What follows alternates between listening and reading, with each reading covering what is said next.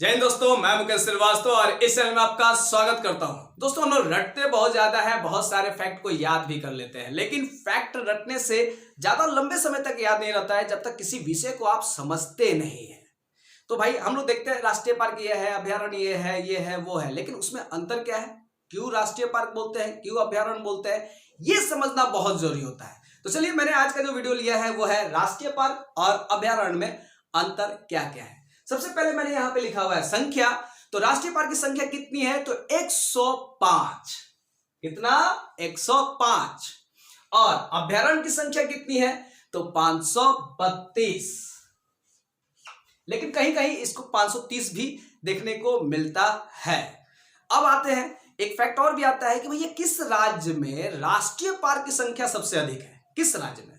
यहां देखिए, सर्वाधिक राष्ट्रीय पार्क की संख्या सबसे अधिक किस राज्य में है? तो मध्य प्रदेश में है। कितना है? तो 11 है। ठीक है, 11। और ऐसे मध्य प्रदेश को टाइगर स्टेट भी कहा जाता है।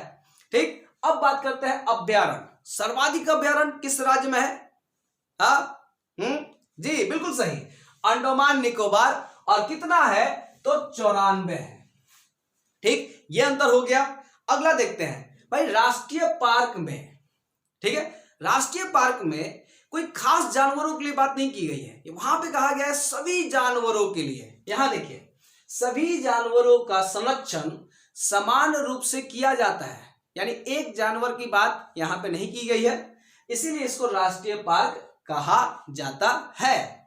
और अभ्यारण्य की बात कर ले तो यहां पे कहता है कोई विशिष्ट प्रजाति, ठीक, कोई विशिष्ट प्रजाति पर आधारित संरक्षित क्षेत्र होता है। ये अंतर क्या हो गया?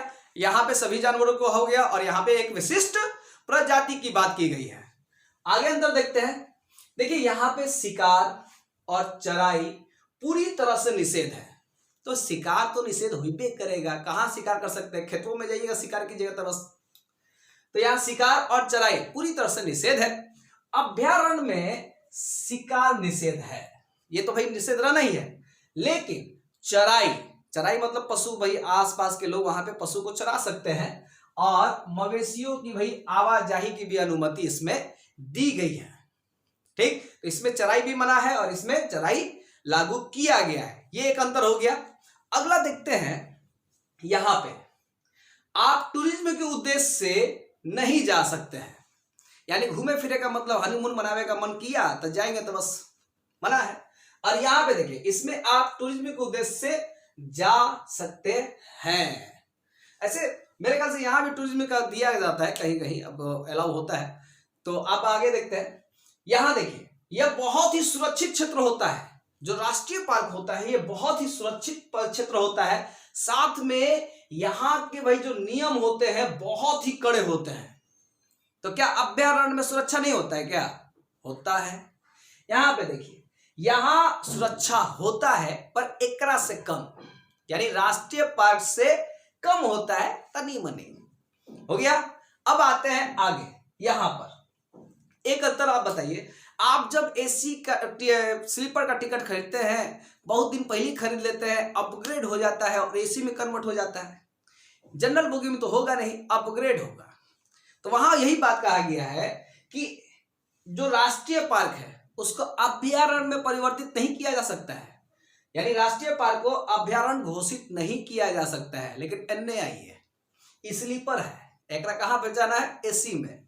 यहां देखिए, इसको राष्ट्रीय पार्क में परिवर्तित किया जा सकता है।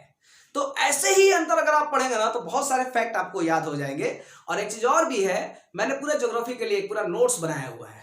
ठीक, नोट्स बनाया हुआ है, एक बुक बनाया हुआ है, तो इसे आप डाउनलोड कर सकते हैं। आप कहिएगा सर जी पैसा कमाने के चक्कर में लगे हैं, बहुत मेहनत किए हैं, ठीक ना, बहुत मेहनत किए हैं, इसीलिए उसका पैसा है, सहयोग के रूप में आप दे सकते हैं। नहीं देना है तो नहीं दीजिए, कोई टेंशन नहीं। साथ में जीके ट्रिक का बुक भी है, उसे भी आप डाउनलोड कर सकते हैं। साथ में अगर दरोगा का प्रैक्टिस सेट है, उसे भी आप डाउनलोड कर सकते हैं। मिलते हैं नेक्स्ट वीडियो में।